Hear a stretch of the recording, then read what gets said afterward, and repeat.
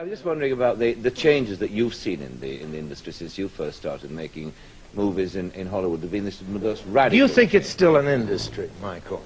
Really an industry?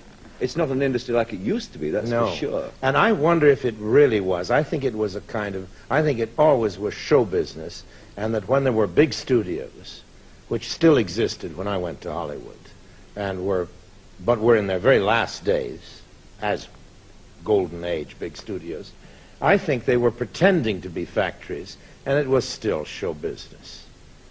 It's true they were grinding them out and all that, but it's show business. The true industrial process cannot be as helter-skelter and idiotic as every form of show business is. Otherwise, every car we'd get in would break down after the second block.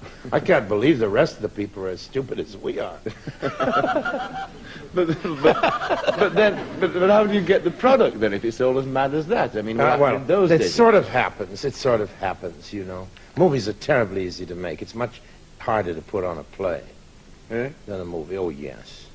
You see, because what's hard to do is to make a very good movie. Yes. A good movie is even easy to make, because if you have a good cameraman, if you have the cast that happens to be right, if you have a story that happens to be vaguely interesting, that is the art form that works in our day and age.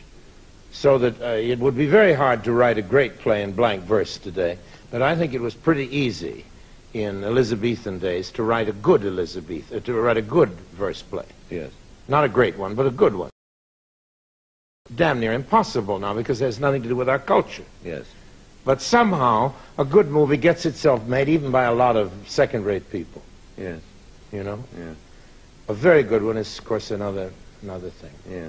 And if you look back at those days in Hollywood when you were first operating over there, and it really was the dream factory, wasn't it? And something. When you look back, I mean, are you nostalgic about those days, or are they were they just comic relief?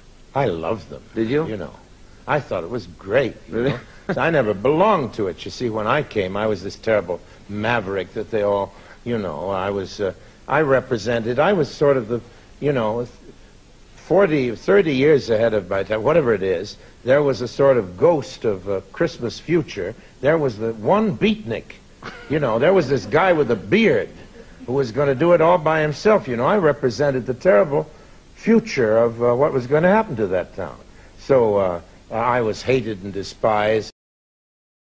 I had all kinds of friends among the real dinosaurs who were awfully nice to me. Really? Yes, and I had a very good time. But I believe that I have looked back too optimistically on Hollywood, because my daughter has a group of books about Hollywood that she bought. I don't know why, probably vainly looking for references of her father in them.